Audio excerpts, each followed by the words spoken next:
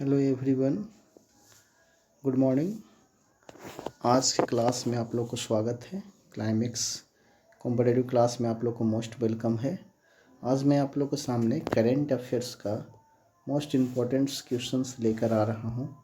ये आपको एग्ज़ाम में बहुत भी फ़ायदेमंद होगा। और ये क्वेश्चंस जो भी मैं आज आप लोग को लेकर आया हूँ, आपका टॉपिक वाइज क्वेश्चन है। इस टॉपिक से क्वेश्चन ज़्यादातर पूछने की चांस होती है।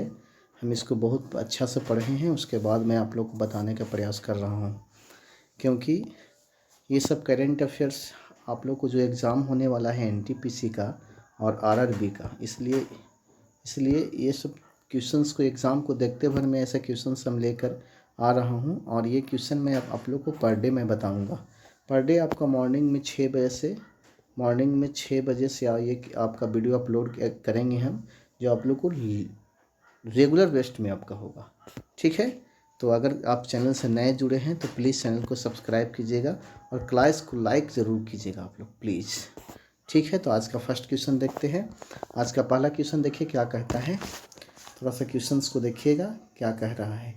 आज का पहला क्वेश्चन है आपका है कि कुपोषण की समस्या दूर करने हेतु प्रधानमंत्री नरेंद्र मोदी द्वारा किस माह को राष्ट्रीय पोषण माह के रूप में घोषणा की गई है। यानी कुपोषण की समस्या दूर करने हेतु प्रधानमंत्री नरेंद्र मोदी द्वारा किस माह को राष्ट्रीय पोषण माह के रूप में बनाने की घोषणा की गई। तो इसका आंसर आपका बी ऑप्शन होगा, सितंबर 2020 में। ठीक है, ये क्वेश्चन आपका बहुत इंपॉर्टेंट था। अगला क्वेश्चन आपका है, दूसरा क्वेश्चन क्या कहता है कि भारत सरकार द्वारा मिशन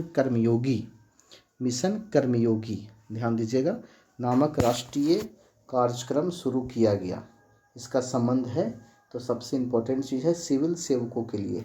ए में आपका ऑप्शन था छात्र शिक्षकों से, बी में किसानों से, सी में सिविल शिक्षकों से और डी में मजदूरों से। इसका आंसर सी होगा, सिविल शिक्षकों से। ठीक है, नेक्स्ट क्वेश्चन आपका नज़र आ रहा होगा।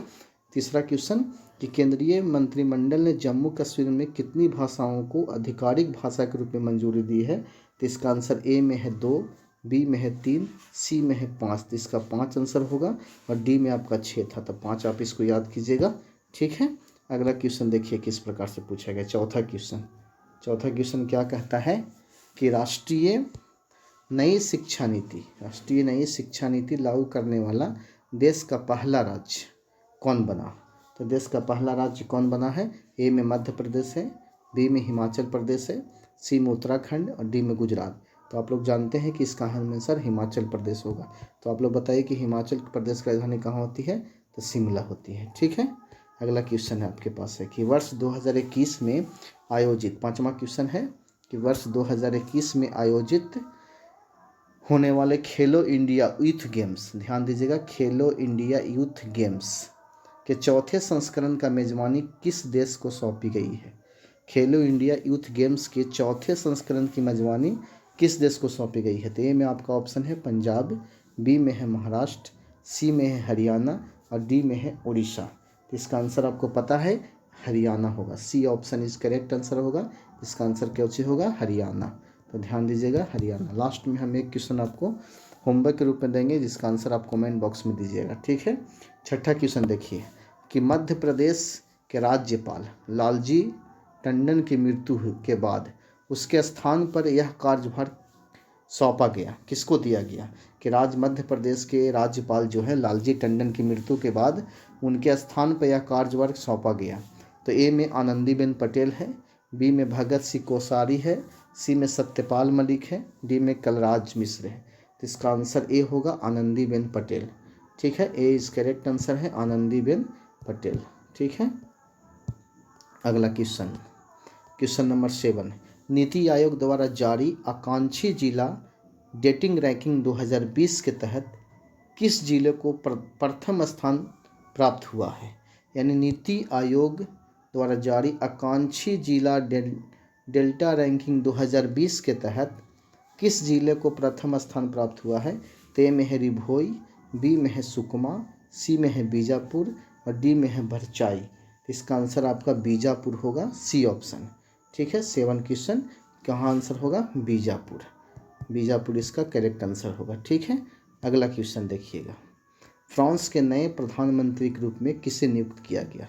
फ्रांस के नए प्रधानमंत्री के रूप में किसे नियुक्त किया? ए में है निकोलस रेबल, बी में है इमैनुअल मैक्रोन, सी में है एंड्रेस डुंडा, डी में है जेन कैक्टस। तो इसका आंसर आपका डी होगा, जेन कैक्टस। जेन कैक्टस को आपको प्रधानमंत्री के नए रूप में नियुक्त किया गया है। ठीक है, नेक्स्ट क्वेश्चन देखिए, 9 क्वेश्चन क्या कहता है। 9वां क्वेश्चन आपके पास है कि हाल ही में भारत सरकार द्वारा नई शिक्षा नीति मंजूरी प्रदान की गई, इसके संबंध में निम्नलिखित में से कौन सा कथन सत्य नहीं है? ठीक है, यानी कौन सा कथन गलत है? सत्य नहीं है, नहीं है सत्य, यानी गलत है। ध्यान दीजिएगा, आपको इसमें से 4 ऑप्शंस दिए हुए होते हैं, उसमें 3 ऑप्शन आपका सही होता है, एक आपका गलत होता है। इस क्वेश्चन को ध्यान से देखिएगा। ठीक है, तो ए में आपका है मानव संसाधन विकास मंत्रालय का नाम शिक्षा मंत्रालय किया गया, ये तो आपका सही है। बी में आपका है के कस्तूरी रंगन समिति के सिफारिश पर नई शिक्षा नीति 2020 मंजूरी मिली, भी आपका सही है।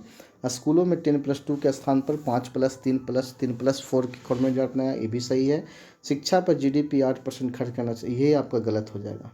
तो जीडीपी आपका 8% गलत रखने का लक्ष्य किया गया, ये आपका गलत हो जाएगा। तो 9 का आंसर क्या होगा? डी होगा। अगला क्वेश्चन, क्वेश्चन नंबर 10 कहता है सर्वोच्च न्यायालय द्वारा नामीबिया से अफ्रीकी चीतों को भारत में पुनर्वास हेतु मंजूरी प्रदान की गई, भारत के किस वन्यजीव अभयारण्य में इसे चीतों को रखा गया है? तो ए में आपका ऑप्शन है पंचमढ़ी अभयारण्य, बी में है जिम कॉर्बेट अभयारण्य, सी में है कूनो पालपुर अभयारण्य और डी में आपका बुक्सा अभयारण्य। इसका आंसर आपका सी होगा, कूनो पालनपुर अभयारण्य, सी इसका करेक्ट आंसर होगा।